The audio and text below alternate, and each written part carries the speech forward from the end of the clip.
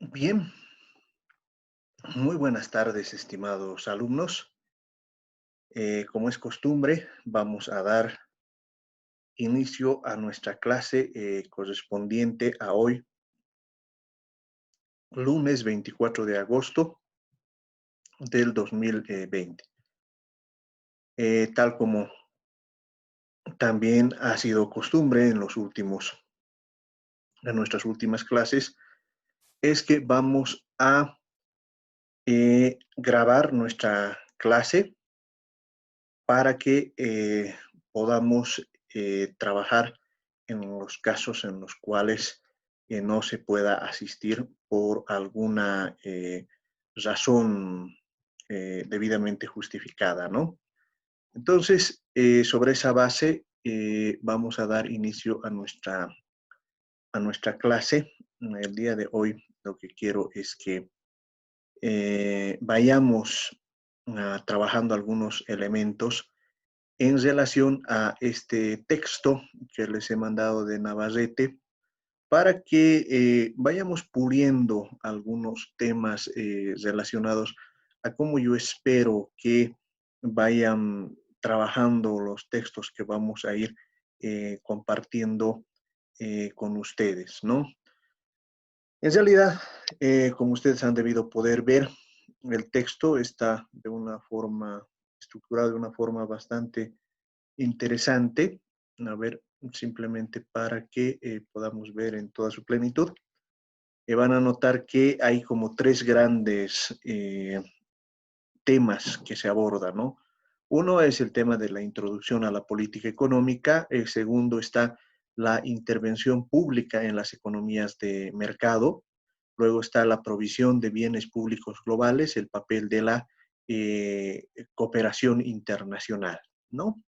En cuanto a los principales temas que se van a ver en introducción a la política económica, está la definición de la política económica como disciplina, enfoques y categorías de la política económica, están los enfoques, las especificidades, la política económica como proceso, las reformas y políticas económicas, ¿no?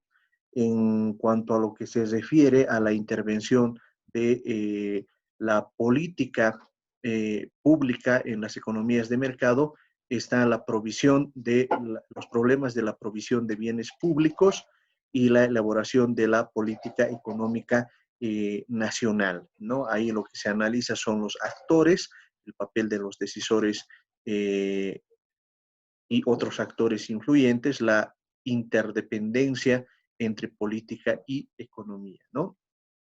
Y acá tiene una parte muy interesante, que es la provisión de bienes públicos globales, el papel de la cooperación internacional. Y esto está siendo cada vez más estudiado en términos de la interdependencia que se tiene en el mundo, ¿no? Ahí no hay que asustarse, en realidad el autor tiene su propia visión del mundo en relación a lo que debería ser el Estado, ¿no?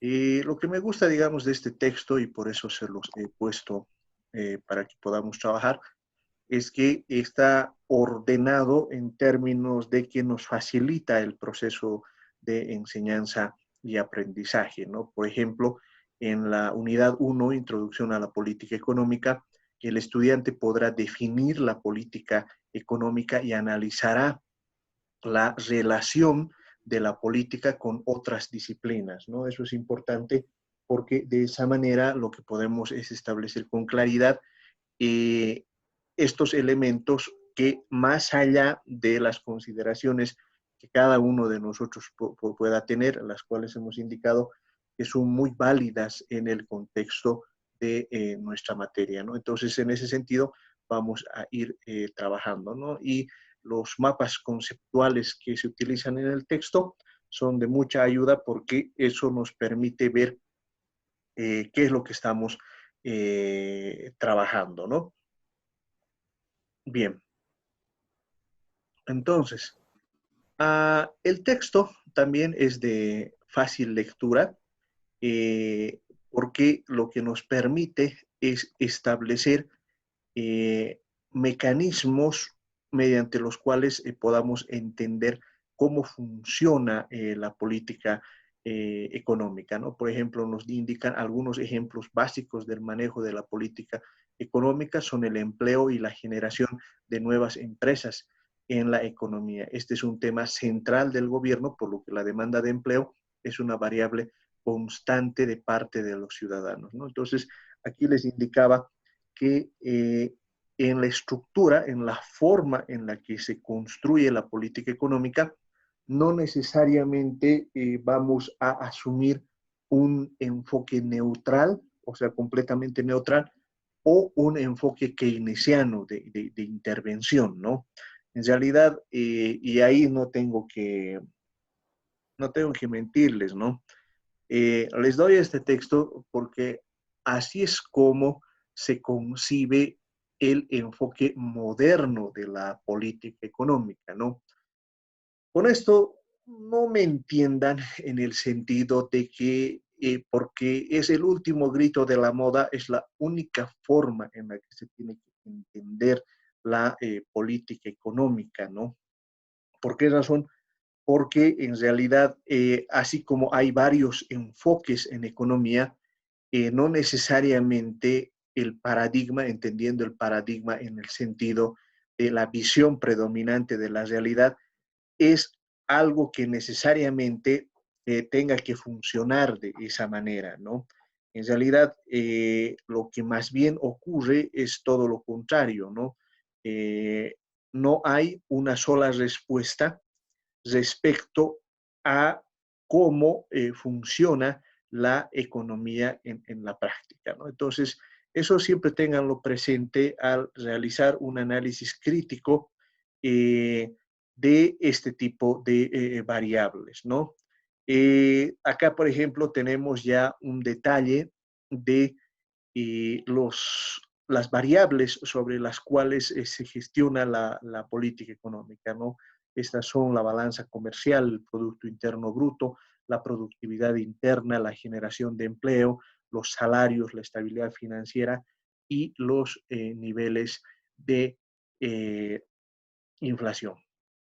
Entonces, de esa manera es que podemos llegar a la conclusión que la política económica permite que exista un equilibrio en las finanzas públicas de la economía, ¿no? Entonces, este texto me parece que es un texto muy importante para todo lo que estamos viendo en la materia respecto a la política económica, que es lo que nos interesa respecto a todo lo que estamos haciendo, ¿no? Entonces, yo les pediría que por favor este texto lo vayamos trabajando de la mejor forma posible, porque eso nos va a permitir avanzar en cuanto a la disciplina que nosotros estamos considerando, ¿no? Eso desde ya nos ayuda bastante para poder ir acompañando los temas que estamos viendo, ¿no? Bien, entonces, con esa introducción respecto al texto y cómo quiero que lo manejen, volveremos a nuestra presentación, que es la que nos está ayudando para que entendamos la política económica, ¿no? Habíamos visto cómo es la política económica y cómo puede realizar cambios estructurales, ¿ya? Dos conceptos importantes que es necesario que mantengamos y tengamos presentes siempre en política económica son, por un lado, la eficacia productiva y por el otro lado, la equidad distributiva. En cuanto a la eficacia productiva, podemos decir que el Estado debe incentivar el crecimiento económico promoviendo el aumento de la producción, que además de crear empleo, permitirá mayores niveles de consumo y bienestar. En el mismo sentido, deberá complementar la producción, ya que hay cierto tipo de bienes que no son ofrecidos en cantidad suficiente por la iniciativa privada. Es decir, un criterio de evaluación de la formulación y de la ejecución de la política económica es que desde el punto de vista productivo, esa política económica debe ser eficaz, ¿no? Un poco en la línea que veíamos con Navarrete, en realidad uno de los temas centrales de la política económica es cómo incentiva la creación de nuevas empresas. ¿Por qué razón debe incentivar la creación de nuevas empresas? Porque eso va a permitir que se aumente el empleo, es decir, la demanda de los trabajadores y por ende podamos aumentar también los salarios, ¿no? Entonces, este tema de la eficacia productiva es central en la política económica, más allá de la orientación que pueda tener esa política económica. ¿Con qué me estoy refiriendo con eso? En que posiblemente los instrumentos que se utilicen para aumentar el crecimiento de la cantidad de empresas sean distintos en una economía cuya orientación de su órgano ejecutivo y también de su órgano legislativo sea de izquierda.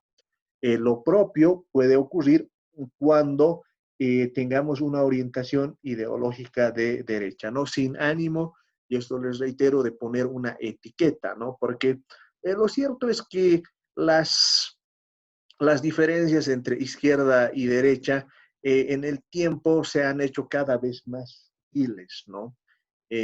Para darles una idea en términos de ciertos aspectos que antes, por ejemplo, caracterizaban a las concepciones de izquierda y derecha y cómo se han ido perdiendo en el tiempo, les voy a dar un ejemplo crudo, ¿no es cierto?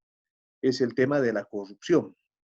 Durante mucho tiempo se acusaba de que únicamente podían ser corruptos los gobiernos de derecha, ¿no?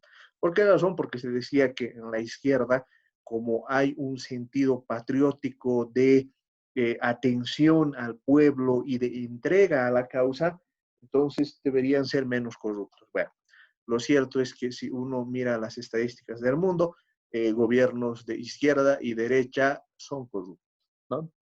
¿Qué es lo que diferencia en realidad, y eso hemos aprendido a lo largo del tiempo en términos de política económica? Lo que diferencia en realidad a los países es la construcción de instituciones. Si hay una institucionalidad fuerte de tal manera que el ejercicio de la función pública se realice sobre criterios de meritocracia, donde, por ejemplo, llegue un nuevo gobierno y no tenga la capacidad de cambiar a todos los funcionarios, entonces esos países son menos corruptos. ¿Por qué razón? Porque el costo de corromperse es más alto que en los países en los cuales hay pues cambios frecuentes en el personal, ¿no? Para ponérselos en sencillo, así funciona, digamos, y es algo que en mi opinión los que trabajen los programas para los siguientes años deben tomarlo en cuenta. Digamos, uno es funcionario público y puede hacer una carrera, digamos, de 30 años con ascensos, digamos, cada 2 años. Eso, por un lado, significa estabilidad laboral, pero andas, a medida que vayas ascendiendo, eso significa un mayor salario. Entonces, cuando se te presenta la oportunidad de corromperte, vas a poner en la balanza ambos aspectos, ¿no? Vas a hacer tu curva de indiferencia y vas a notar que evidentemente en el corto plazo puedes ganar mucho recibiendo dádivas, pero el riesgo está en que vas a arruinar una carrera de 30 años. Entonces, lo que va a ocurrir es que vas a negar recibir dádivas, pero además vas a tener un compromiso institucional porque sabes que esa entidad que te está cobijando no lo va a hacer en el corto plazo, sino lo va a hacer en el largo plazo. Y esa es la forma en que las instituciones que se han construido en el mundo han permitido liquidar el flagelo de la corrupción. Pero en cambio, si es por el otro lado y los funcionarios públicos saben que van a estar únicamente 3, 4 meses, entonces lógicamente que el costo de corromperse es menor respecto a la posibilidad de la sanción, ¿no? Entonces, eso, pero ¿cuál es mi punto? Mi punto radica en que de esa forma, no dependiendo de la orientación ideológica que se tenga, se puede construir instituciones que son muy fuertes. La otra característica de los objetivos de la política económica tiene que ver con la equidad distributiva. En otras palabras, redistribuir la producción y la renta. El libre juego del mercado tiende a provocar desigualdades económicas entre individuos, entre regiones, entre sectores productivos. La intervención del Estado puede corregir esas desigualdades, ¿no? Es decir, y esto es importante entenderlo y es algo que yo les voy a pedir en los trabajos que ustedes vayan realizando, es que tenemos que tener la capacidad de construir todo el andamiaje estatal. ¿Por qué razón? Porque cuando uno hace política económica, siempre tiene la tentación de creer que nada se puede cambiar, que en realidad todo funciona como ya está establecido y que por lo tanto los rangos de acción que podamos tener son muy bajos, ¿no? Por darles una idea, ¿no? El mecanismo de coparticipación ya está establecido, 20% para los municipios, 5% para las universidades y 75% para el Estado. Y pensamos a veces que eso no se puede cambiar. ¿Por qué razón? Porque si intentásemos cambiar, lo que vamos a generar es una mayor cantidad de problemas. Precisamente esa forma de distribución es la que se tiene que cambiar. ¿Por qué razón? Porque la forma en la que distribuimos los recursos por población, en el caso de la coparticipación tributaria, hace que las ciudades que tengan una mayor cantidad de población reciban una mayor cantidad de recursos. Bueno, en cierto sentido, podría haber cierta equidad en ese concepto. Sin embargo, si se ponen a pensar, esa forma de distribuir los recursos ha hecho que exista una inequidad muy grande entre regiones. Concretamente, si se observa los índices de desarrollo de ciudades como La Paz, Cochabamba y Santa Cruz versus el resto de ciudades intermedias y ciudades rurales, uno lo que va a encontrar es que hay una tremenda asimetría. Esa asimetría se explica fundamentalmente, desde mi punto de vista, por esa inequitativa distribución de los recursos. Entonces, ¿qué es lo que está ocurriendo? Que en las ciudades como La Paz, Cochabamba y Santa Cruz tienen grandes problemas para la generación de empleo, porque no son ciudades industriales. Digamos, en mayor medida lo es Santa Cruz, pero si uno va viendo, por ejemplo, Cochabamba o va viendo La Paz, lo que va a encontrar es que en La Paz la forma de trabajo que se tiene es relacionado al empleo en el sector público, porque en La Paz están las oficinas públicas y de ahí ustedes pueden entender por qué razón en La Paz, cuando se habla cualquier posibilidad de modificación de la sede de gobierno, los paseños vamos a reaccionar, pues por la sencilla y simple razón de que nos vamos a quedar sin trabajo, ¿no? Y Cochabamba, la ciudad de Cochabamba, tiene un fuerte problema de empleo, no es capaz de generar empleo. Entonces, frente a eso, lo que ocurre es que estas ciudades tremendamente concentradas empiezan a generar un amplio sector de trabajo informal.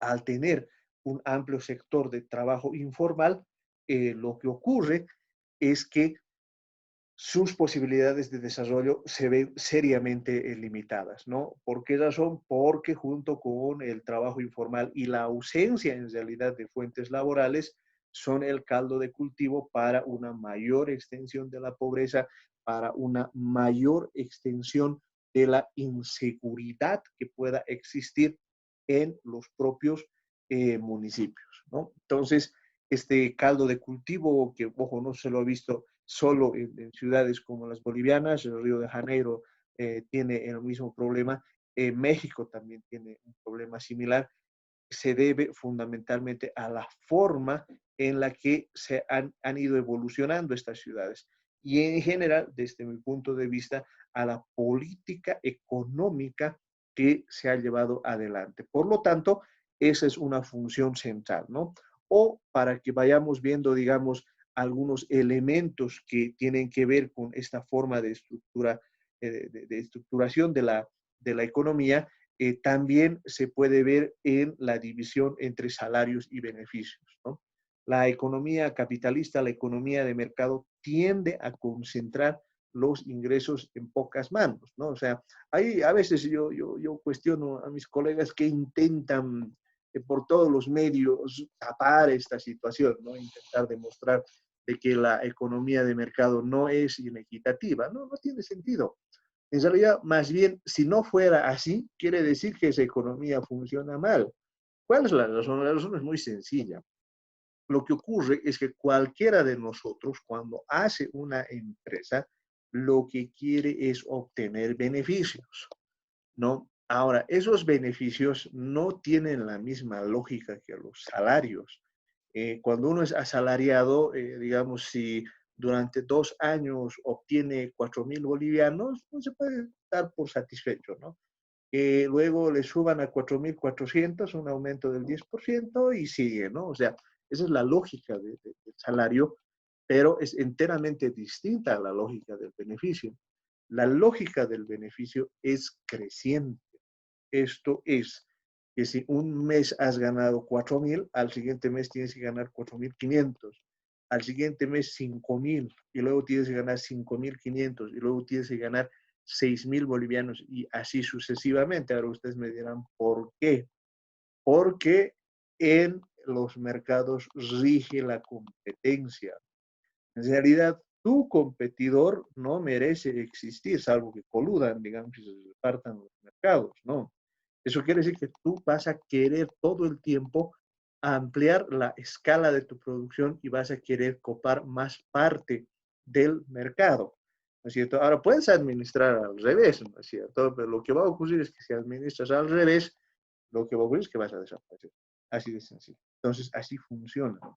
Por esa razón, en realidad, la economía capitalista es tremendamente concentradora del ingreso. O sea, corrijamos, no solo concentra el ingreso, hace crecer al ingreso, ¿no? La verdad que son muy pocas las experiencias y hay que ser claros de economías planificadas o socialistas que hayan logrado los niveles de crecimiento que tienen las economías capitalistas, ¿no? Bueno, frecuentemente se menciona a China como una de las economías más desarrolladas en los últimos tiempos, pero ahí hay que ser honestos y hay que ser sinceros.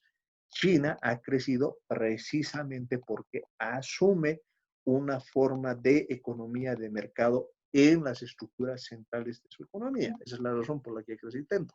Entonces, el capitalismo lo que hace es hacer crecer las economías a tasas impresionantes, es decir, de una forma muy grande, pero a la vez concentra ese ingresos en pocas manos. Por esa razón, el estado del arte de la política económica, para llamarlo de alguna manera, concibe que lo que hay que hacer, combinar la eficacia productiva, es decir, hacer crecer la economía con la equidad distributiva. ¿Eso qué quiere decir? Que ese crecimiento tan grande que vamos a tener, ese aumento tan impresionante de las ganancias, se pueda dividir entre la gente. Y para ello, bueno, se establecen algunos elementos interesantes, ¿no? Por ejemplo, la crítica que siempre se ha hecho a que el Estado intervenga para generar una mayor equidad distributiva era que se iban a quitar los incentivos para que la gente produzca más. O sea, para ponerlo nuevamente en sencillo, tú eres capitalista, generas más empleo, haces que la producción crezca porque te interesa ganar más. Si de pronto viene el Estado, te cobra impuestos y se lleva todo lo que ganas, entonces ya no te interesa producir, lo cual es verdad también, ¿no? Pero ¿dónde está el diseño más específico que hace el Estado y las políticas económicas más exitosas? Son aquellas en las cuales en realidad ese aporte al Estado está equilibrado con el nivel de ganancias que puedas tener, de tal manera que eso lo asumas como un costo frente a la expansión de mercado que puedas gozar en relación a el aporte que estás realizando. A ver, para explicarlo en sencillo, ¿esto qué quiere decir? Por darles una idea, ¿no? Tú puedes elegir entre vivir en un mundo en el cual tengas cada vez ganancias más grandes y por el otro lado, eso esté acompañado de crecientes tensiones sociales, ¿no? Es algo así como eh, cuando creas una economía tremendamente inequitativa, una parte de la ciudad vive muy bien, pero el cinturón que hay alrededor de esa ciudad vive muy mal. A la larga o a la corta, lo que va a ocurrir es que ambas partes de la ciudad van a colisionar. ¿Por qué razón? Porque la gente que es muy pobre se va a rebelar y va a intentar cambiar la forma en la que se produce, ¿no? Si ustedes quieren, es el secreto de las revoluciones marxistas, ¿no es cierto? Y del partido bolchevique. Pero en cambio, si haces todo lo contrario y generas una mayor distribución del ingreso, lo que vas a generar es con mejores condiciones de vida para los más pobres. Y por lo tanto, las ilusiones de hacer una revolución o de hacer un cambio social profundo en la sociedad se van a apagar, ¿cierto? Si ustedes quieren, este es el núcleo político de la propuesta keynesiana. Keynes te dice, no vamos a derrumbar el capitalismo, lo que vamos a hacer es que sea más soportable. Y claro, en realidad ahí la fórmula es muy simple, pues si de pronto todos los obreros que tienen casas, por ejemplo, es decir, tienen sus propias casas, tienen sus propios autos, es muy difícil que vayas con el discurso de decirles que lo que hay que hacer es liquidar la propiedad privada, ¿no? Que es uno de los temas centrales en la lectura marxista.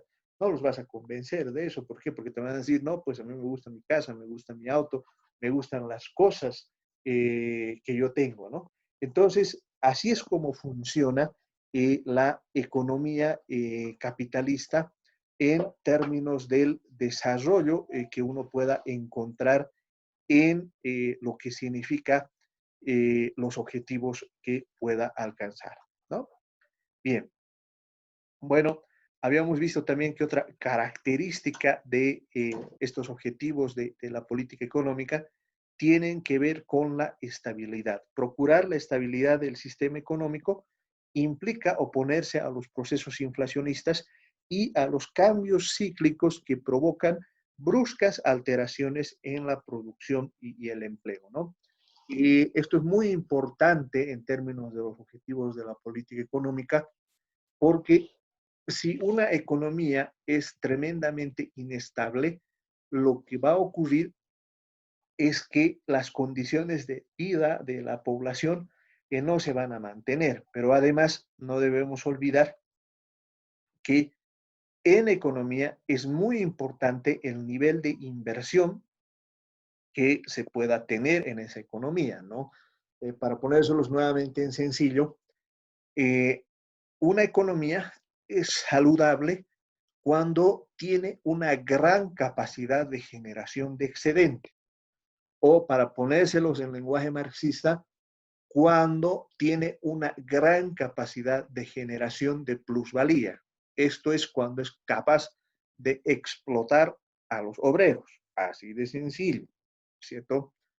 Ahora, esas condiciones de generación del excedente, entendiendo el excedente como la diferencia entre el producto y las necesidades o el destino del producto para satisfacer las necesidades de consumo, ¿no? Para ponérselos en términos de la contabilidad nacional, el ahorro.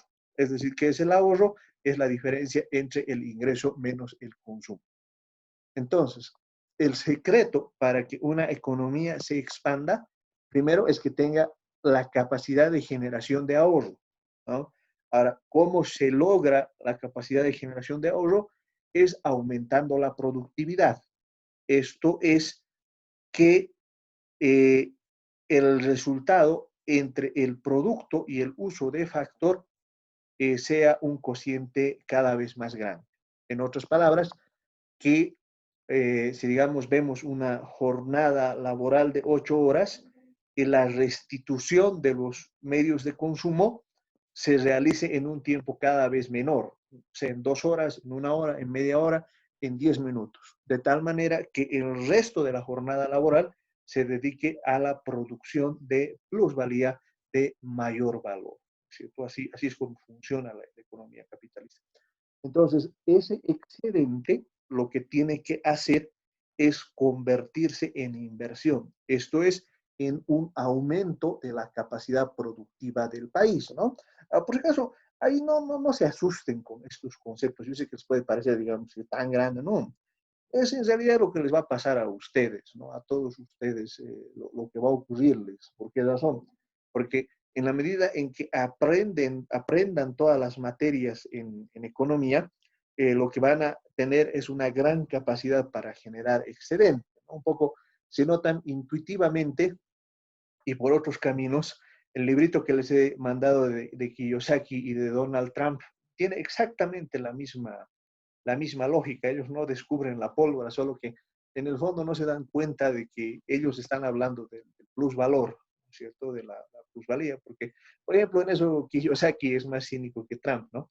Kiyosaki te dice, en realidad el secreto para triunfar en la vida es que logres construir activos, ¿no? ¿Qué son los activos? Aquellas propiedades que tengas que te permitan generar ingresos sin trabajar, ¿cierto? O sea, que no dependan de tu esfuerzo, ¿no? Ahí, por ejemplo, yo noto a veces algunos colegas intentan mistificar todo eso, ¿no? En eso Kiyosaki es bastante directo, ¿no? Porque te dice, en realidad, lo que tienes que hacer es acostumbrarte a extraer plusvalía. ¿Qué es la extracción de la plusvalía? En sencillo, quiere decir que otros trabajen para ti. O sea, es decir, que otras personas se dediquen a contribuir, que construyas tus sueños. Así funciona.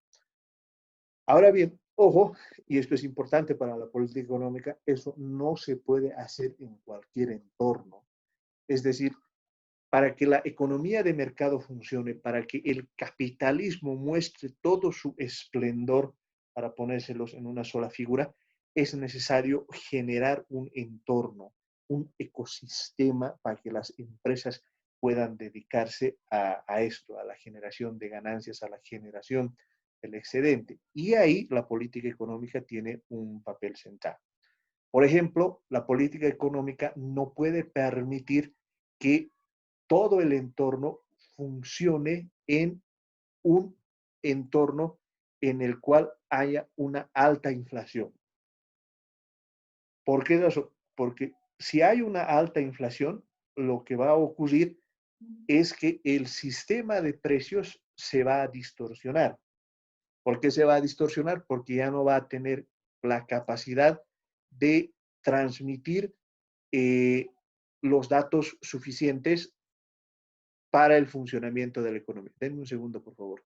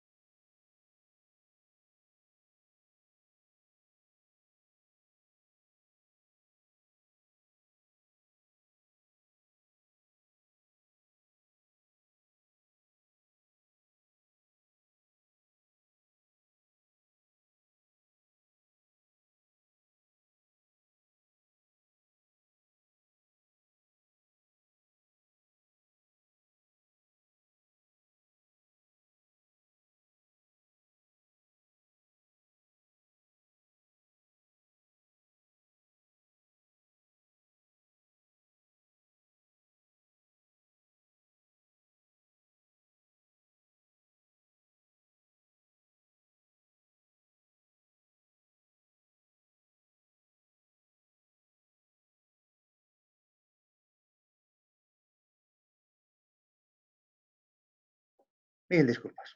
Entonces, ¿qué es lo que ocurre cuando hay inflación? Cuando hay inflación, el sistema de precios ya no es capaz de transmitir las señales adecuadas, ¿no? A ver, eso en concreto no es complicado de entender, ¿no? En un sistema de precios que funcione, cuando hay un incremento de los precios, los productores entienden que la señal del mercado es que hay un incremento de demanda y por lo tanto aumentan la oferta, aumentan el nivel de producción. Pero cuando este sistema no funciona, esto es cuando se emite más dinero del necesario, los precios van a aumentar artificialmente. Y por lo tanto, lo que va a ocurrir es que eso siembra confusión. Si los precios están aumentando, los productores no saben si eso se debe a un incremento de la demanda o si se debe a la propia inflación en sí misma. Y por lo tanto, sus decisiones no son las más eficientes. O por darles una idea, lo que ocurre en una recesión. En una recesión, lo que pasa es que al caer el nivel del producto, los empresarios lo que hacen es empezar a despedir gente. ¿Por qué razón? Porque los márgenes de beneficio que tienen ya no son los suficientes como para que puedan cubrir los costos.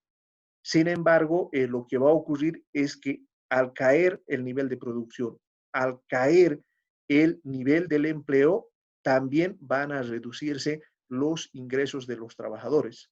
Los ingresos de los trabajadores reducidos lo que van a hacer es que se reduzca nuevamente la demanda agregada.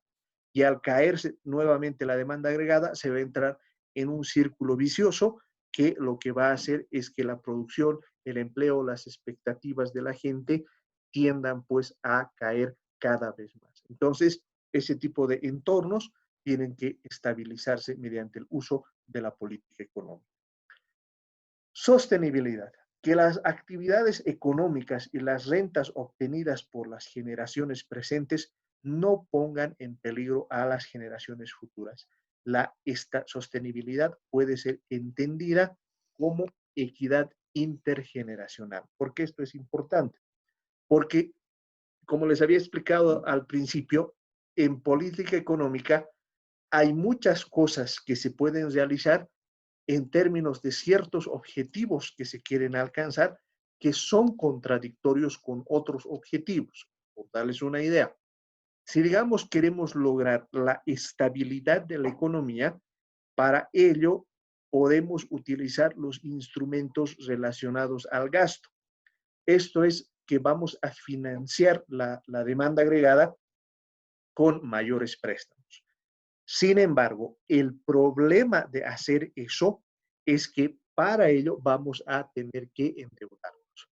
Ahora, sobre la base de la teoría de la equivalencia ricardiana, lo que va a ocurrir en el tiempo es que alguien tiene que pagar ese endeudamiento y esto es las generaciones futuras. En otras palabras, lo que podemos lograr al final de la historia es que logramos estabilizar la economía, pero a cambio lo que vamos a conseguir es que las generaciones futuras estén arruinadas, ¿no? Para ponerles una idea de qué es lo que significa esto, en la década de los 80 hubo un impulso muy fuerte, de hecho se alcanzaron tasas de crecimiento cercanas o superiores al 7%, pero el resultado fue que a mediados de la década se entró en un proceso inflacionario muy fuerte, ¿no? Y para estabilizar ese proceso inflacionario, mantuvimos por casi 20 años una economía con bajas tasas de crecimiento en la época neoliberal, ¿no? Eso también, si ustedes quieren, el riesgo que ahora se tiene, porque en los últimos años, concretamente desde el año 2014, para mantener altas tasas de crecimiento, se ha tenido que mantener un fuerte impulso fiscal. Ese impulso fiscal ha generado un mayor endeudamiento, que a mi criterio no es grande, es manejable, pero que si se lo sigue manteniendo en el tiempo, sí puede generar problemas, ¿no? El problema radica en que algunos de esos objetivos son complementarios, es decir, se refuerzan mutuamente, mientras que otros son contradictorios, de forma que la búsqueda de uno dificulta la consecución de otros.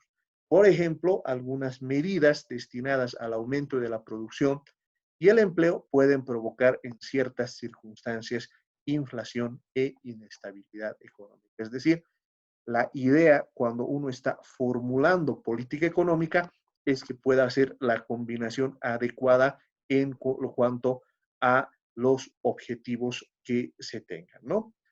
Para la consecución de estos objetivos, el Estado dispone de tres tipos de instrumentos: su potestad para la reglamentación y la coacción sobre la actividad económica. Como habíamos visto, en realidad para esta potestad que tiene, se utiliza el imperio de la ley. ¿Qué es el imperio de la ley? Es aquella facultad que tiene el Estado para reglamentar la vida pública y establecer las sanciones para aquellas personas que incurran en contravenciones al ordenamiento jurídico, ¿no? Dos, los instrumentos monetarios que incluyen su capacidad para establecer la cantidad de dinero en circulación y los tipos de interés. Por esa razón es que para la mayoría de los países el poder disponer la política monetaria es esencial, ¿no? Aunque en realidad, como han aprendido en sus cursos de macroeconomía y también en sus cursos de economía monetaria, van a notar que la mayoría de los países tienen esta capacidad limitada. ¿Por qué razón? Porque en el mundo lo que existe es una cuasi libertad cambiaria, ¿no? Digo cuasi libertad cambiaria porque en algunos casos se manejan tipos de cambio fijos, pero aún esos tipos de cambio fijo lo que hacen que si el ajuste no se realiza vía precios, se realiza vía cantidades, ¿no es cierto? Para ponérselo en sencillo, ¿eso qué quiere decir? Que si quieres mantener tu tipo de cambio fijo, forzosamente la cantidad de dólares, la cantidad de reservas internacionales que tengas va a disminuir en el tiempo, salvo que tengas una fuente segura respecto a la generación de divisas, ¿no? Lo cual es cada vez más difícil ante la presencia de la economía china, que tiene prácticamente en déficit al 90% de los países en el mundo, ¿no? Pero además aquí en cuanto a los instrumentos monetarios, lo que tenemos que ir analizando también es el hecho de que aún el propio dólar, que hasta hace algunos años se mostraba imbatible, ahora está empezando a tener problemas, ¿no? ¿Por qué está teniendo problemas? Porque ha empezado a resurgir con fuerza la presencia del oro. ¿No? No es un dato menor. Lo que ocurre es que en realidad la tasa de expansión del oro mundial es pues mucho más baja que la del papel moneda dólar, ¿no? ¿Por qué razón? Porque encontrar oro es tremendamente complicado. Todavía no tenemos la piedra filosofal que convierte el hierro en oro, ¿no es cierto? En realidad el oro es un mineral muy, muy escaso y al ser muy escaso, entonces eso hace que en un periodo de emisión monetaria alta, porque hacer dólares es muy sencillo, es simplemente imprimirlos. Bueno, ahí corrijo, ¿no? No es tan simple, ¿no? Porque en realidad, como han aprendido ustedes en sus cursos de economía monetaria, el proceso de creación del dinero incluye la emisión y la emisión es un proceso técnico mediante el cual los bancos centrales validan el dinero en circulación a través de las series que tiene cada billete. Cada billete tiene una serie diferente. Entonces, esa serie ahora, especialmente por la provisión de billetes, o perdón, por la provisión de instrumentos electrónicos, hace que, bueno, sea muy fácil seguir a los billetes, ¿no? Por esa razón es que esa idea que alguna gente tiene de que, por ejemplo, en una serie como La Casa de Papel se ha popularizado, ¿no es cierto? Que toman la impresora de billetes y hacen sus propios billetes. Eso en la vida real sería imposible. ¿Por qué razón? Porque bastaría que el Banco Central Europeo declare ilegales a todos esos billetes que han impreso los asaltantes, ¿no? ¿Cómo se darían cuenta en realidad cuando hagan cualquier transacción en los bancos? Y esos billetes serían fácilmente detectables y mediante ese sistema capturarían directamente a los ladrones, ¿no es cierto?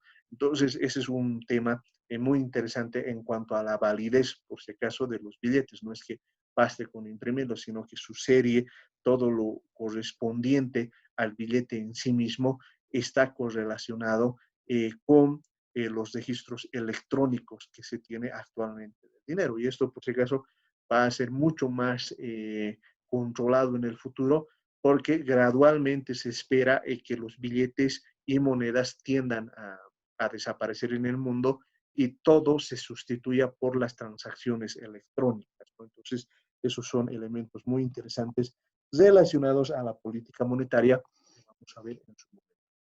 Luego tenemos los instrumentos fiscales, los ingresos y los gastos públicos, ¿no?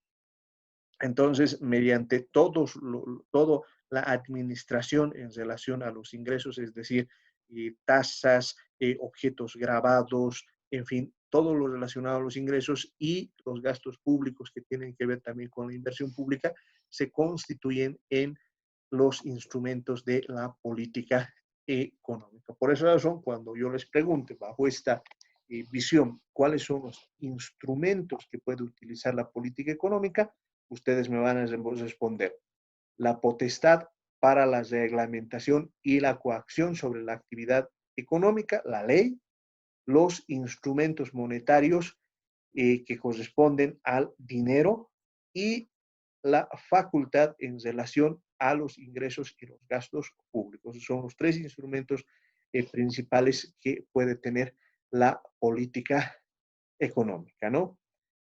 Sobre esos instrumentos ya podemos definir cuáles son las herramientas de la política económica. Las herramientas de la política económica tienen que ver, primero, con la política monetaria, que incluye el control de la emisión de moneda, que es uno de los instrumentos básicos en política económica, pues ella afecta la inflación y las tasas de interés. Porque se dice que el Estado es capaz de controlar la moneda porque los símbolos que contiene la moneda son reconocidos por el Estado para todas las transacciones públicas y privadas, ¿no? En realidad, esta facultad que tiene el Estado tiene que ver con su tamaño y, o sea, en términos de que el Estado es enorme y con su capacidad de coacción, ¿no? Cuando lo hemos visto esto en la práctica, si notan, varios países utilizan bitcoins, ¿no? En Bolivia están prohibidos los bitcoins, por si acaso, ¿no? Entonces, ¿lo que quiere decir? Que, por ejemplo, uno puede comprar bitcoins en el mundo, digamos, en un banco panameño, ¿no? Y si esos bitcoins lo quiere cambiar en Bolivia por dólares o por bolivianos, eso no se puede. Por esa razón es que las monedas electrónicas todavía están pendientes de una legislación que se pueda armar en el futuro, ¿no?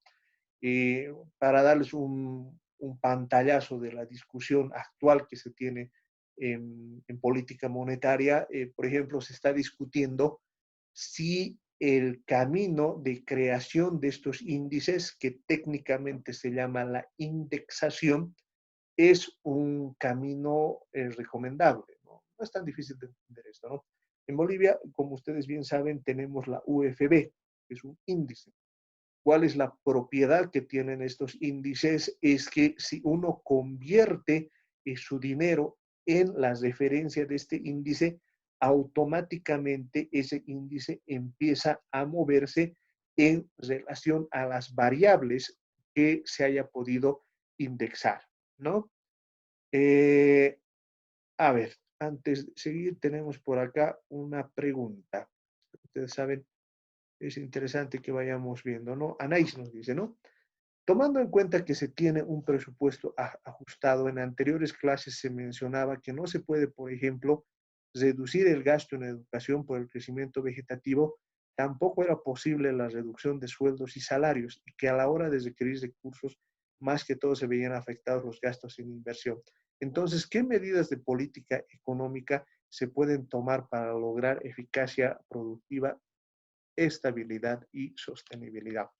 Bueno, ahí hay un montón de medidas que se puede tomar, ¿no? No se olviden ustedes que en el manejo presupuestario hay una serie de gastos que son innecesarios, ¿ya? ¿Por qué? Porque casi siempre el presupuesto público de casi todos los países, pero en especial el boliviano, tiene problemas de eficacia y de eficiencia. Eficacia porque en realidad los fines para los cuales se destina el presupuesto no se cumplen, ¿no? Ahí tenemos que ser autocríticos, ¿no? Para darles una idea de lo que estoy hablando, más o menos se destinan algo así como a 27.000 millones de bolivianos al año para el tema de la educación, ¿no? Eso, así en números gruesos, debe representar alrededor del 7% del Producto Interno Bruto. Pero si ustedes, por ejemplo, ven cuál es el resultado, van a notar que la educación no es buena, pues. Es decir, un bachiller promedio, el nivel de conocimientos que tiene es de un estudiante de primaria, ¿no? Es lo que hacen, ¿no? Y como yo me doy cuenta, por ejemplo, incluso en la universidad, las dificultades que se tienen para escribir son enormes. Y eso no debería ser parte de la universidad. O para que no seamos, digamos, críticos exclusivamente de cosas que pasan por fuera de nuestra casa superior de estudio, cuál es el nivel con el cual estamos titulando o están egresando los universitarios. Tampoco es muy bueno, ¿no? Y ahí también hay un problema de eficiencia en términos de la educación. ¿Por qué razón? Porque gran parte de la población universitaria se dedica simplemente a ser estudiante y no se titula. Entonces, ahí hay un costo en términos de la eficacia y la eficiencia del presupuesto. En salud ocurre lo propio, hay una gran cantidad de recursos que se desperdician, que no se utilizan de la mejor manera. O hay otro tipo de gastos que, por ejemplo, en mi opinión, deberían reducirse. Por ejemplo, el gasto en los militares, ¿no? Exactamente, yo siempre me pregunto exactamente qué hacen los militares. Bueno, podrían tener cierto sentido, digamos, en el resguardo de las fronteras, ¿no? Pero gran parte de los militares están en las ciudades. Y bueno, ahí no siempre se los va a utilizar para lo que significa las tareas policiales, ¿no? Bueno, pero digamos, ahí estamos hablando de grandes sectores, ¿no? La eficiencia que puedas tener en los ministerios, eh, por ejemplo, ¿no? Los ministerios son los encargados de hacer políticas públicas. ¿Cuántas de estas políticas públicas son efectivas, las que funcionan? ¿Cuántos salarios de estos funcionarios realmente se justifican en términos de productividad, etcétera? Ahí hay mucha tela que cortar. En términos de lo que significa, por ejemplo, el uso de gasolina, de líneas telefónicas, por ejemplo, para ponérselos algo muy concreto, ¿no? Ahora ya no se necesita pagar por líneas telefónicas fijas, ni siquiera las de celulares, ¿no? Porque si ustedes empiezan a hacer costos, se van a dar cuenta que ahora comunicarse mediante Internet es sumamente efectivo, ¿no? Las empresas como WhatsApp, Facebook, etcétera, Viber, toditas ellas ya ofrecen medios de comunicación por Internet que son sumamente baratas, ¿no? O lo que nos estamos dando cuenta ahora, ¿no? En las oficinas públicas ni siquiera ya es necesaria la presencia de la gente, porque gran parte del trabajo se lo puedes realizar en casa, ahorrándote en transporte, ahorrándote en energía eléctrica, etcétera. Es decir, se puede ser más eficiente en el Estado. Eh, También, por si acaso, hay un costo de la corrupción. La corrupción, según el cálculo que yo hice el año pasado para el caso boliviano, se lleva el 4% del Producto Interno Bruto. Y fíjense ustedes qué cifra más alta. Si el déficit fiscal es del 8% del PIB, la mitad de ese déficit se puede explicar o es equivalente a la corrupción. ¿Y por qué la corrupción? Porque lo que ocurre es que la corrupción es un costo para el Estado. Es un costo para el Estado porque se tiene que proveer el bien, pero se tienen que elevar los precios. Entonces, si de pronto tú haces una política para transparentar las adquisiciones públicas, de tal manera que, por ejemplo, haya mecanismos de compulsa, que son los mecanismos de compulsa, ahora que precisamente con el Decreto Supremo 4308 se está haciendo, se logra que la gente eh, pueda competir para ofrecer menores precios y mejor calidad al Estado. Entonces, ahí te das cuenta que sin necesidad de eh, hacer ajustes a nivel del gasto en educación, en salud, etcétera, sin necesidad de reducir la inversión, lo que tú puedes hacer es hacer que sea más eficiente al Estado. Les voy a pasar, por si acaso, un librito que se llama Más y Mejor Gasto, que es es una serie de investigaciones del Banco Interamericano de Desarrollo, que te muestra precisamente esto que les estoy explicando sobre la base de prácticas que se han hecho en países y que, en mi opinión, se tienen que hacer también en Bolivia, ¿no? Pero además hay una razón lógica con la cual, Anaís, tú puedes empezar a generar un mecanismo mediante el cual esto que les estoy explicando pueda funcionar de mejor manera. Lo que ocurre es que una economía, en esencia, funciona como la economía de cualquiera de nosotros. ¿Esto qué significa? Que toda inversión siempre tiene un retorno, ¿no?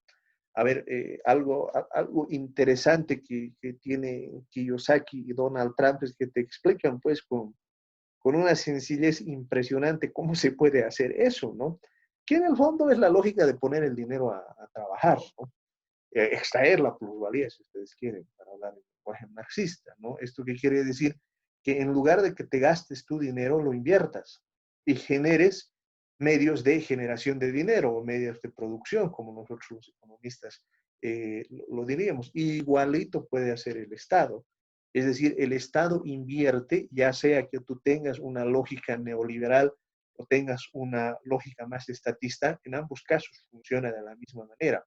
A ver más o menos cómo se hacen los cálculos que nos vamos a hacer. Vamos a ir perfeccionando las herramientas para explicar cómo funciona su lógica, ¿no? Por ejemplo, tú puedes utilizar la curva de Laffer, ¿no? La curva de Laffer es lo que nos muestra que a medida que va aumentando el tipo impositivo, o sea, la tasa impositiva, la recaudación es menor. Entonces puede ocurrir que tú bajes la tasa impositiva y la recaudación aumente, ¿no?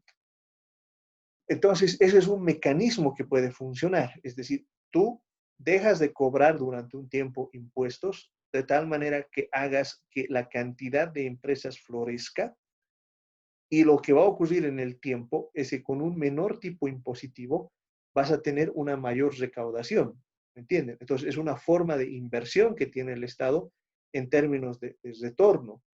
O por darles una idea, que es algo que también está promoviendo el BID, es que haya el mayor rendimiento del valor por dinero, así lo llaman ellos, ¿no?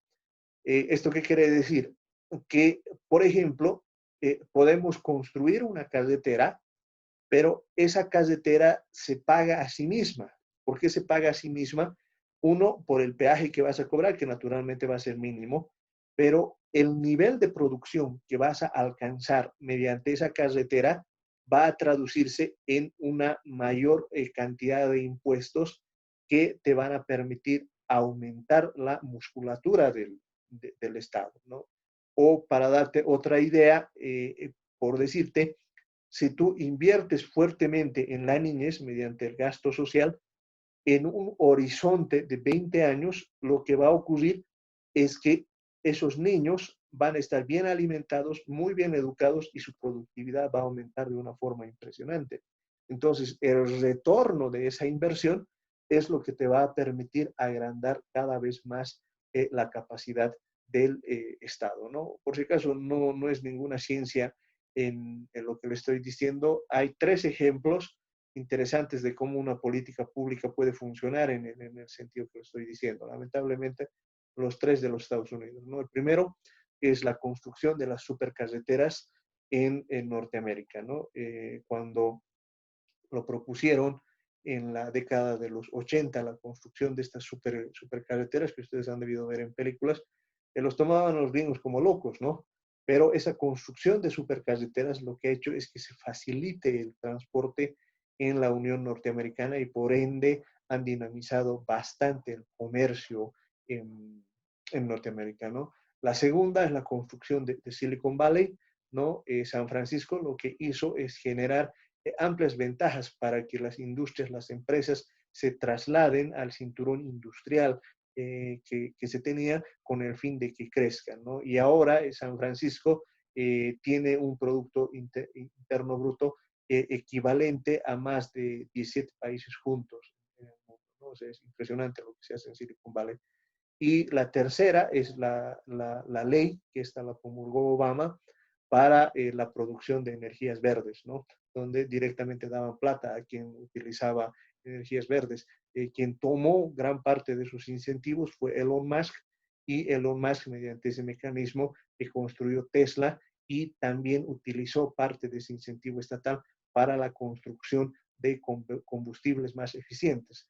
¿Cuál es el resultado? Muy concreto, muy real. Ustedes lo pueden ver en el cielo nocturno. Bueno, no sé si hoy día también se va a ver, pero en estos días podían ver ustedes en el cielo una filita de luces en el firmamento. Esos son los 58 satélites que ha puesto Starlink, la empresa de Elon Musk, en el cielo y hace unos 3 días ha tenido la capacidad de lanzar 3 laboratorios. Entonces, notan ustedes, mediante toda esa amplia gama de mecanismos, se puede construir aspectos muy, muy interesantes, ¿no?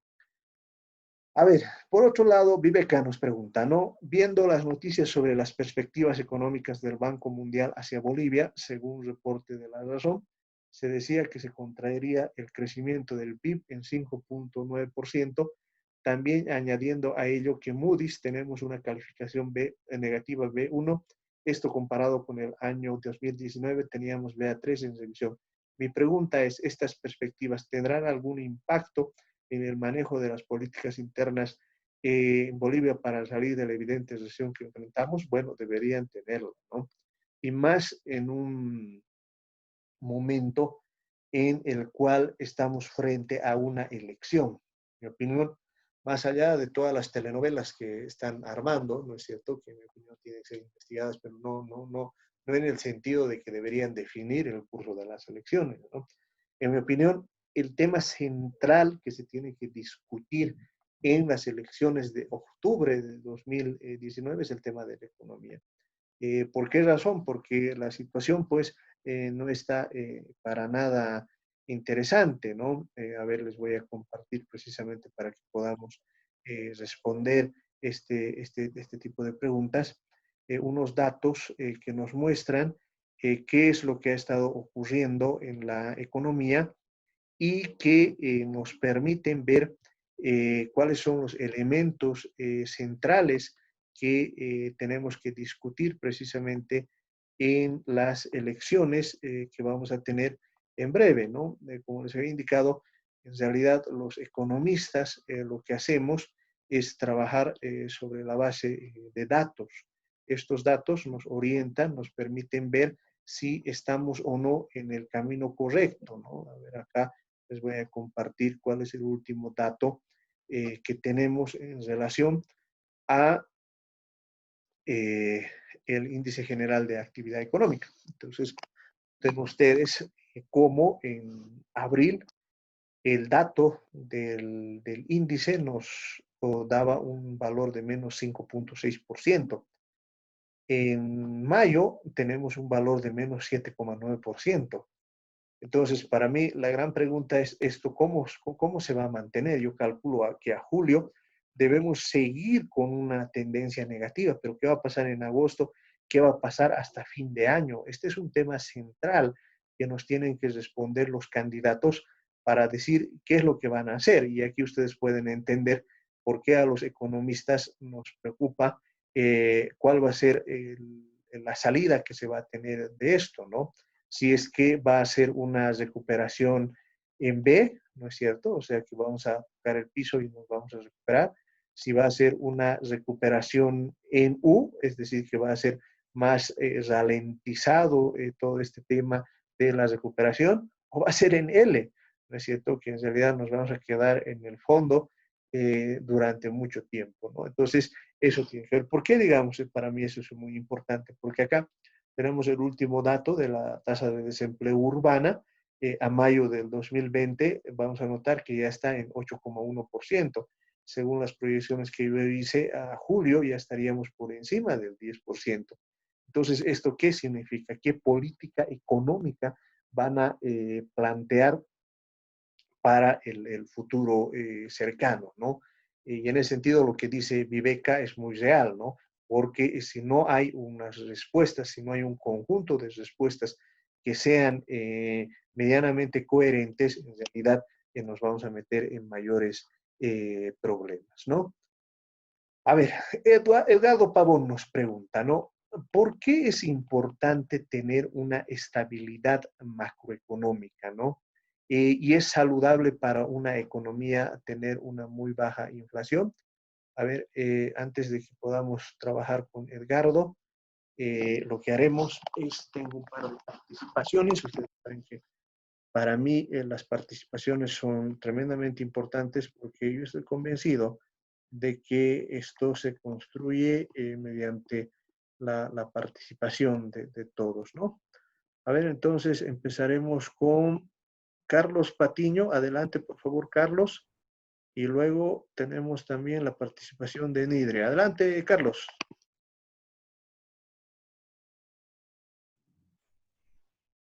Carlos.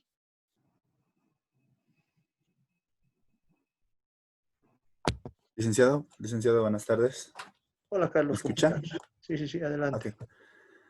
Bueno, licenciado, primeramente, bueno, tenía una consulta y luego tal vez a modo de un comentario respectivamente. Bueno, hace un par de días, como usted menciona, estamos en época electoral y es bastante complicado y todo, sobre todo muchos ya empiezan a tornar sus propuestas o visiones respecto a lo que es la economía, ¿no? Sobre todo en el tema que llamó mucho la atención era sobre el señor Carlos Mesa, que mencionaba que nos esperaba, justamente con los índices que nos está mostrando, bueno, nos esperaba un tiempo peor que, o parecido a lo que eran los tiempos del ODP. Y bueno, uno se pone a pensar y es realmente catastrófico lo que ha pasado hace bastantes años, especialmente desde el año 85.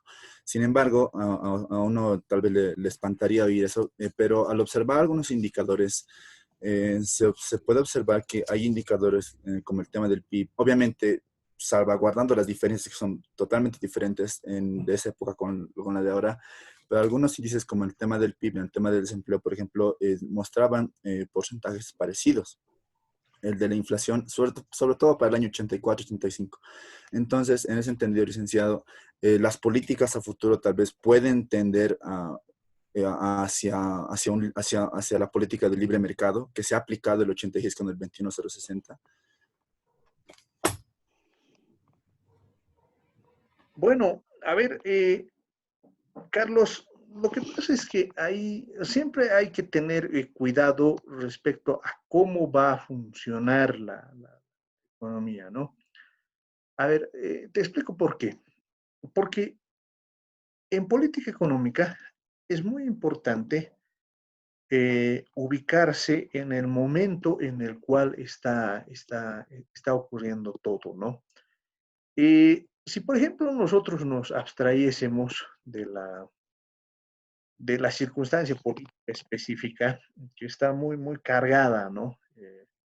Digo cargada porque en realidad es fuente de apasionamientos, ¿no? Ustedes lo ven en Facebook, lo deben ver en sus familias, en masistas contra mesistas, en fin, partidarios del gobierno, etcétera, ¿no? Es muy fuerte. Pero todo eso pasa, no se hagan muchas ilusiones, ¿no es cierto? Si revisan ustedes la historia boliviana, por ejemplo, solo a inicios del siglo XX, la batalla que existía en relación a los autonomistas, en fin, a los liberales, eran pues batallas terribles, ¿no? En la época de Belzú, por ejemplo, con los melgarejistas, por ejemplo, era muy fuerte, ¿no? Los partidarios de Belzú con los partidarios de Melgarejo se agarraban a puñetazos en las calles, ¿no? Y en esa época todo lo que significaba hablar de Belzú a favor y en contra era pues muy íntimo, ¿no?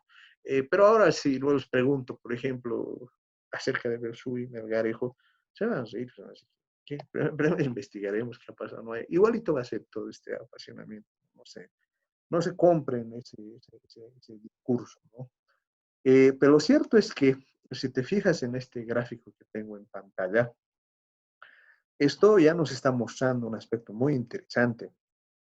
El IGAE está teniendo una caída del 7,9% ya por 2 meses consecutivos, ¿no?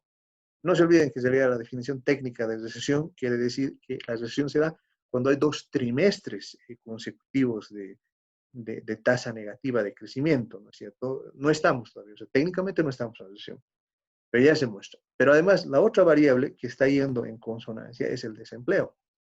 Ahora, acá nosotros los economistas funcionamos un poco como los médicos, ¿no? En una situación así, ¿cuál sería la recomendación que vas a dar? Y la recomendación que vas a dar es que necesitas un fuerte impulso de la demanda agregada, es decir, un mayor gasto público. ¿Por qué razón? Porque si ves el comportamiento de la tasa inflacionaria, te vas a dar cuenta que la inflación es muy baja. Creo que todavía estamos por debajo del 1%. Entonces, no tienes problemas de inflación. Y eso te llevaría a pensar que lo que tiene que hacer el siguiente gobierno es un shock de demanda agregada, ¿no es cierto? Para que puedas reactivar la economía. Cuando, digamos, tienes el terreno para que puedas llevar adelante reformas más dirigidas a una economía de mercado. Tienes el terreno abonado cuando hay problemas inflacionarios. Cuando hay problemas inflacionarios, es más fácil que la gente te acepte medidas pro mercado. En una situación así, a mí me parece que van a ser más medidas pro Estado, por cómo intervenga el Estado, ¿no? Ahora, ahí mucho hay que leer, digamos, cómo el equipo económico lo va a plantear, ¿no? Y cómo lo va a vender este tema, ¿no? Porque aparte, no solo basta que digas que tiene que intervenir el Estado, también tienes que analizar si es posible o no que intervenga el Estado. En las siguientes clases les voy a explicar cuáles son las consideraciones de economía política en el sentido moderno que se utiliza el término de economía política, ¿no? Que la economía, a ver, para explicarles en sencillito y adelantarme. En el sentido moderno se toma la economía política no como el estudio de la producción y distribución y de las relaciones sociales de producción que se establecen en una determinada economía, ¿no? Que es el sentido clásico de la economía política, sino en el sentido moderno, cuando ustedes vayan a hablar a universidades internacionales, al Banco Mundial, etcétera, van a utilizar lo que les voy a enseñar. La economía política se refiere a las tensiones distributivas, es decir, a las peleas que se presentan en las economías por la distribución del ingreso. Así lo entienden en el sentido moderno a la economía política. ¿Ya? Entonces, en ese sentido, van a haber fuertes fricciones en el futuro relacionadas a la economía política. Ahora, ¿cuál va a ser la capacidad que tengan los gobiernos de enfrentar todo esto? Yo la veo muy baja. Y yo creo que más que digamos, porque ahora le están haciendo decir que Carlos Mesa ha ofrecido un programa económico, que es un programa económico, el ODP no. Él se está refiriendo más que todo a esto que le estoy diciendo. En otras palabras, que el grado de conflictividad social que vamos a tener en el futuro va a ser muy grande. Pues casi, yo les digo, rayando en la ingobernabilidad, ¿no? Entonces, el siguiente presidente que reciba todo esto va a recibir un presidente griego, ¿no? Sea ya, digamos, Lucho Arce, nuestro amigo Lucho Arce, o sea Carlos Mesa. No la va a tener sencilla, fundamentalmente porque no vamos a tener todos los ingresos que se han tenido hasta ahora. Entonces, en concreto, yo te digo, Carlos, yo creo que para que se vayan a reformas tipo economía de mercado, como que todavía falta un paso más. Yo creo que la tendencia va a ser que durante el siguiente periodo haya un fuerte intervencionismo estatal. Ahora, si se desata la inflación, queramos que Dios se apiade de nosotros, entonces sí se podría establecer el campo para medidas pro mercado. Ahora, ojo, y con esto termino mi respuesta, no necesariamente eso tiene que funcionar así, ¿no? Porque no es que, digamos, haya un péndulo entre estatismo y economía de mercado, ¿no? Como plantea el sí Cochabambino, ¿no? De la mano de Roberto Lacerna. Eh, en mi opinión, pueden abrirse elementos que vayan desde la construcción de un Estado fallido, o sea, que nos desarmemos como Bolivia, que siempre ha estado presente como peligro en la historia nacional, o incluso que desempolvemos las viejas tesis socialistas, por si acaso, ¿no? Y que hayan cambios sociales profundos en América Latina. Entonces, eso tampoco hay que descartar, ¿no? Bien, sigamos. Nidria, creo que querías participar. Adelante, por favor. Sí, licenciado, buenas tardes. Buenas tardes, Nidria. Usted nos hablaba sobre una correcta distribución sobre la riqueza del PIB y demás hacia los demás. En este sentido, casi toda América Latina, en especial Brasil, se caracteriza por tener una muy alta desigualdad de ingresos en la población, al igual que Bolivia. Entonces, yo quisiera saber primero cuáles son los indicadores que consideran para denominar así a un país, porque es muy característico de toda Latinoamérica en sí, los principales indicadores. Y respecto a esta desigualdad que surge, hay una contradicción que yo puedo ver y no sé cómo se podría resolver porque la mayoría de los gobiernos como que alimentan esta crisis de desigualdad porque conceden enormes beneficios fiscales a las grandes empresas y esto permite que, o sea, los ricos puedan hacerse más ricos, ¿no? Y los pobres sin mucho que hacer, entonces es una brecha muy grande que se hace cada vez más amplia, ¿no? Y no existen muchas políticas para que estas personas ricas financien de alguna manera, qué sé yo, servicios públicos o básicos o inviertan en salud, educación, a retribución de este beneficio que les da a los gobiernos, ¿no? Entonces, ya para esto los pobres tienen, les llegan, los costos humanos llegan a ser muy enormes para ellos. Entonces, si bien las empresas obviamente aportan mucho con trabajo, con sueldos y demás, hay gente arriba que sí se enriquece de gran manera y cada vez existen, como le digo, más ricos con más poder, con más dinero y los pobres, hay mayor cantidad de pobres y amplían esta brecha, ¿no? No sé cómo se podría controlar eso y qué cosas se podrían hacer al respecto. Bueno, a ver, digamos, para ir a la primera parte de tu pregunta, básicamente son dos el grupo de indicadores que se manejan, ¿no? Primero es el que tienes en pantalla, la pobreza extrema, o la pobreza en realidad, ¿no? Medida bajo los mecanismos que ha establecido el Banco Mundial. Esto es $2 y $4, ¿no? Es pobre extremo el que tiene menos de $2 al día y es pobre medio, por ponerle un término, el que tiene entre $2 y $4 al día, ¿no? Mediante ese mecanismo se ha establecido un indicador estándar en el mundo.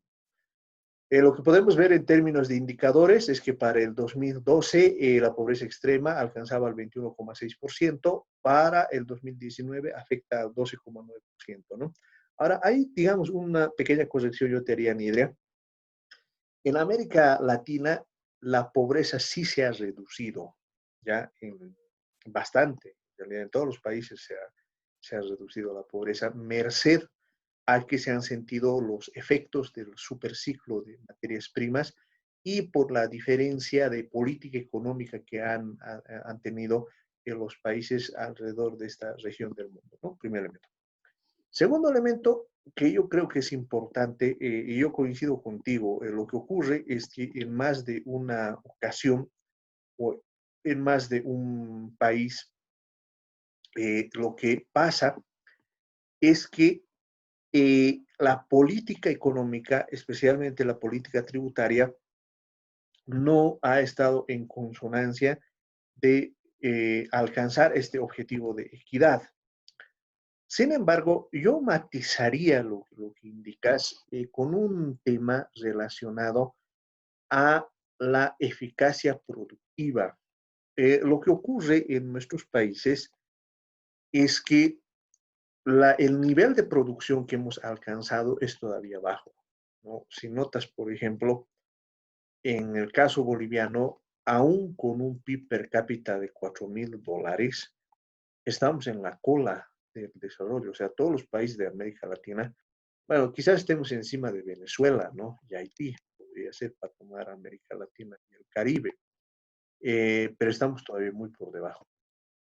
Ahora, eso no solo tiene que ver con la distribución, y eso es importante que ustedes tengan cuidado, ¿no? Muchas veces, digamos, cuando ya estén manejando el Estado, van a sentir esa tentación de redistribuir todo el ingreso y que todos seamos iguales, ¿no?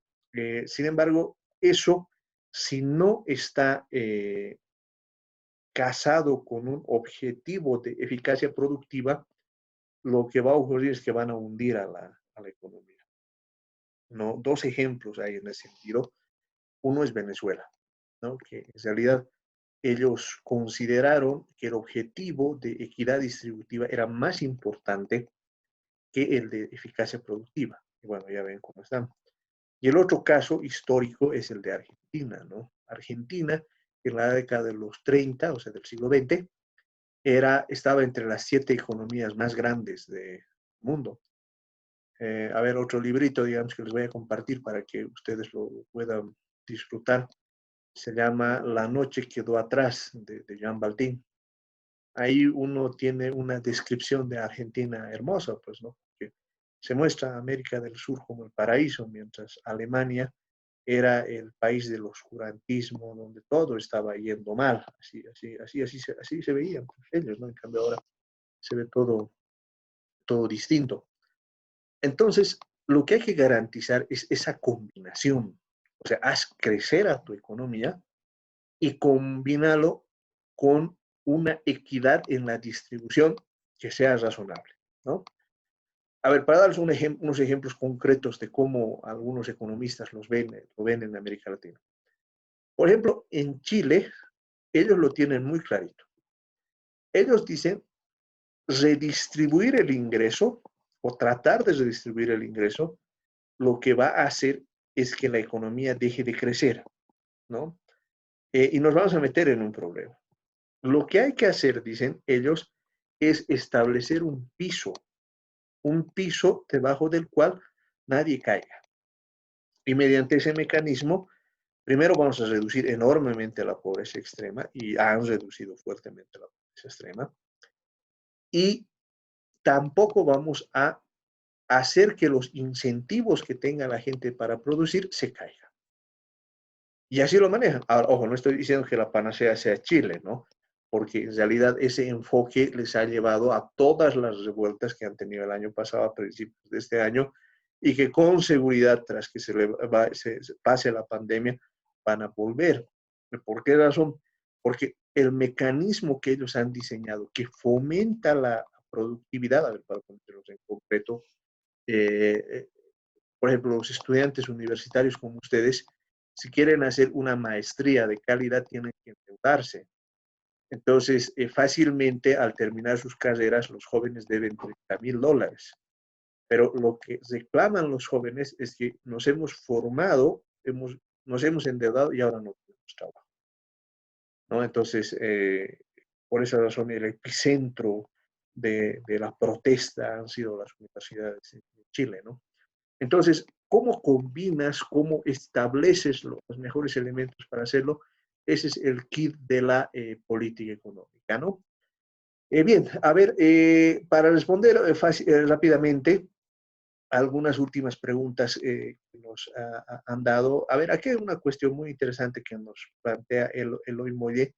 Dice, ¿qué políticas se pueden implementar para reducir la brecha de la desigualdad de desarrollo entre los departamentos de Bolivia, ¿no? En mi opinión, ese es un tema central que hay que irlo trabajando. Eh, yo lo que creo es que hay que cambiar la forma de distribución de los recursos, ¿no? A lo que se podría hacer en lo concreto es lo siguiente. Se garantiza el nivel de transferencias que tenías hasta el momento, pero lo que se transfiera por encima de, o sea, por decir, te he puesto en tu techo de presupuestario de coparticipación que te voy a mandar 10 millones de bolivianos en el año. Pero si la economía se dinamiza, en lugar de mandarte 10, te voy a mandar 12 millones de bolivianos.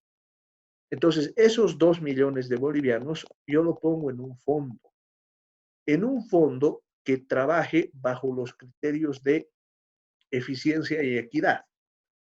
En otras palabras, voy a premiar, por ejemplo, a los departamentos que tengan una mayor capacidad recaudatoria, ¿no es cierto? Porque si ustedes se ponen a pensar, en el eje, La Paz, Cochabamba y Santa Cruz, se cobran impuestos a las casas y a los vehículos.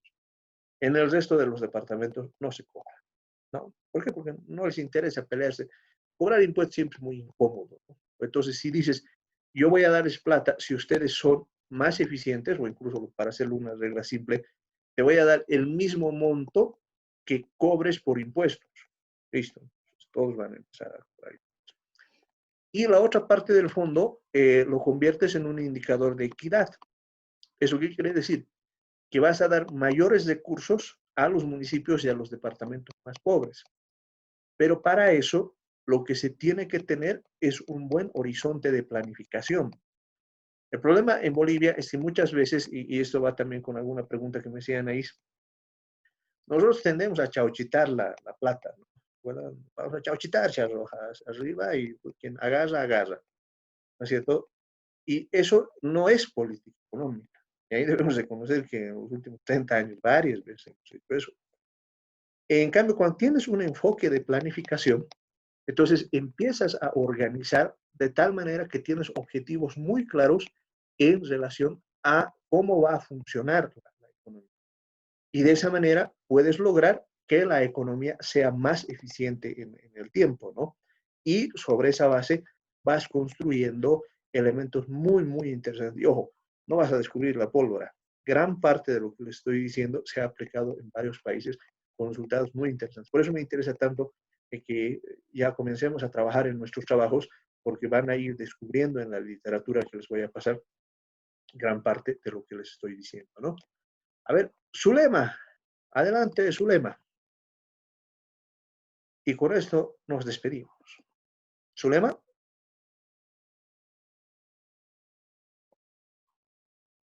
Bueno, Zulema creo que eso nos desanimó. Licenciado, buenas tardes, mil disculpas. Ay, adelante, Zulema. Licenciado, mi pregunta era sobre una de las bases que al inicio de la clase se había tocado, que era sobre la equidad, perdón, la equidad de la política económica. Y mi pregunta era si los bonos cumplen con esta base, porque ya ahí en el concepto decía que para lograr esta equidad hay que lograr una eh, redistribuir de manera eficiente los ingresos. Y en el anterior gobierno se manejaba este concepto dando ciertos bonos. ¿Es así, licenciado? ¿Se puede decir que el bono sería un buen método, por así decirlo? Sí, sí, evidentemente, es un instrumento que se utiliza para favorecer la equidad. En otras palabras, por ejemplo, piensen en la renta dignidad, que es un bono que se da a aquellos adultos mayores que por la edad que tienen ya no están en condiciones de trabajar, ¿no? Y en gran parte de ellos no tienen ninguna renta. Entonces, es una forma de generar equidad. O, por ejemplo, piensen en los bonos actuales. ¿A quiénes se da esos bonos? A todas aquellas personas que se han visto afectadas por la cuarentena que se ha tenido que dictar para evitar la propagación de la pandemia. ¿Por qué, digamos, se dice que es una forma de redistribución del ingreso? Porque un segmento de la población no tiene esos problemas, ¿no? Hay gente que, por ejemplo, ha seguido recibiendo sus ingresos aún quedándose en casa, otra gente tiene sus ahorros o para seguir y o sea, aquí hay algunos que tienen sus activos que siguen generando ingresos pese a que ellos no están trabajando, pero hay otro grueso de la población que no tiene ingresos, ¿no? Por lo tanto, el Estado lo que hace es ayudar, ¿no? Ahí mi recomendación siempre es, mis compañeros, más allá de los apasionamientos políticos, que siempre hay que tenerlo, ¿no es cierto? Si uno no tiene un apasionamiento político, quiere decir que pues, es que tiene la sangre fría, por así decirlo, ¿no? Siempre hay que tener apasionamiento político. Eso está muy bien, porque quiere decir que uno está convencido de sus ideas, ¿no? Pero más allá de eso, es muy importante que analicemos con objetividad todo lo que está ocurriendo, porque de eso va a depender los resultados que tengamos, ¿no? Bien, bien, mis compañeros, a tiempo de agradecerles por su gentil asistencia.